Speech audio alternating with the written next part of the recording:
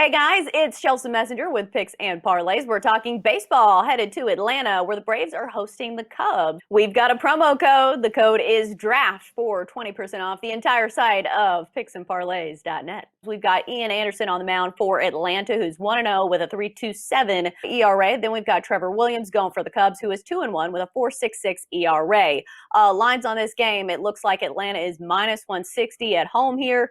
Total is 8.5. We've got Ross Benjamin here, who has been on an epic hot streak.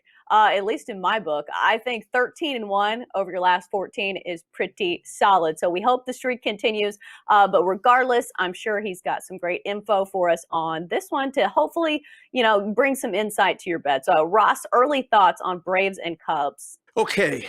Yeah. By the way, that 13-1 run, folks, I don't give out any big favorites. So you don't need me to be giving you minus 150, minus 160 favorites. My average money line on the totals and money line picks are somewhere around minus 109. So just to give you an indication, not only are you 13-1, but your rate of return is a handsome one. All right. In terms of this matchup here, you have this Ian Anderson. Every time I hear this name, I think of the front man from Jethro Tull. I'm showing my age now. But anyway, Anderson was coming off a fine rookie campaign, but he struggled a bit this year. Yes, his ERA is 3.14 over 4 starts, but his 2 home starts have not been very good at all. An ERA of over 5, a whip of better than 150. Which doesn't equate to good numbers. And then Trevor Williams, the same thing. 2 really good starts at home, 3 really good starts, I should say, at home, including one against Atlanta. But he was awful shaky in his only road start at Pittsburgh. This is also an Atlanta team this year when it's not a scheduled doubleheader. They've gone 7-1 over the total at home.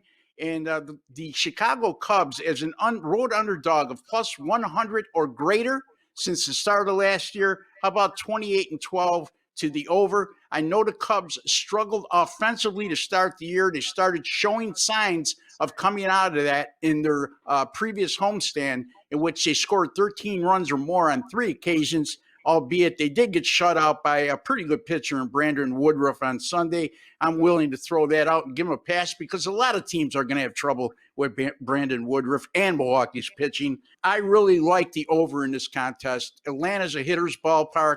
The Cubs starting to come on. Both bullpens have struggled over the last 7 games. I'm going Braves-Cubs over the total of 8.5 on Tuesday evening, Chelsea. Yeah, and I've mentioned this before. The Cubs were so slow to start this season, and everybody, was kind of panicking about them. But over the last 7 days, they're actually top 5 in OPS in the league with an OPS of almost 800. So they have come on a lot stronger, and they've had some of those games where they've scored, 13 runs. It seems like it's either feast or famine for the Cubs. And right now, as we're filming this, we've got this Cubs and Braves game, game 1 of the series where both teams have already scored 4 runs in 3 innings. So I think it's a matter of time before this Braves lineup gets hot as well, because you look down the lineup and you've got 2 MVP candidates, the reigning MVP, Freddie Freeman, Ronald Acuna Jr., who's hitting 361 right now. The rest of the lineup, I think, has yet to get hot, but I think it's a matter of time before Ozuna, Albies, and then they've got some good guys down towards the bottom. Austin Riley has some power in the past. Anything else you think better should know before looking at this one? Yeah, well, it's going to be a warm evening, too. So that will be a welcome thing for the Cubs, who've been playing in sub-50-degree weather. Warm weather always is more conducive to good hitting, especially power hitting. And what you just mentioned, 4-4 tonight in the 3rd inning. So there's an indication right there. Yeah, and I'm wondering how the Cubs are going to fare away from the friendly confines, because so far they're 2-4 on the road as opposed to 8-7 at home.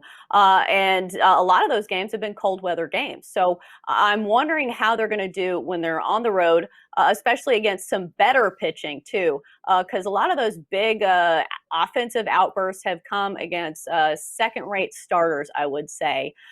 Brett Anderson, not really the best starter for Milwaukee, even though their bullpen's really good, even though I think they were probably using mop-up guys after he gave up quite a few runs. I think it was only 1 inning maybe And then Trevor Williams, he's been kind of up and down, known to give up a few runs. If you look at his ERA, 4.66. So I think there's definitely runs in the cards for both of these teams. Yeah, you You mentioned didn't if mention I a side on this one, but is it just no. because the value's not there? Yeah, I mean, it's at minus 160, so my Right. choice would be to take the Cubs or take Atlanta on the run line. I'm just going to stick with the total here. I guess if you put the proverbial gun to my head, I would have a small lean toward taking the underdog. But hopefully you never do that to me, Chelsea.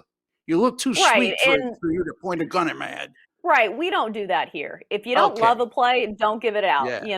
because we want Glad to to give hear that. out winners and not ones that we're just forced to make. If I could just interject for a second, you said that they feasted on second line pitchers, and I think these are both second line pitchers. So if I could just add that, Yeah, I'm these wondering. Ian Anderson has struck out a lot of guys, but he's also given up some runs because you can be a yeah strikeout pitcher and still give up the long ball, as we've yeah seen from some of these starters. Tyler Glass now, even last season, did incredible things. He'd have all the crazy highlights with great pitches, but he'd still give up some home runs. yeah. So you've got to keep that in mind. But I'm going to wrap it up. We've gone a little bit long, so I'm going to cut us off here. That's our baseball talk here on Picks and Parlays. Great stuff from Ross Benjamin, as always. Ross, thanks for joining us.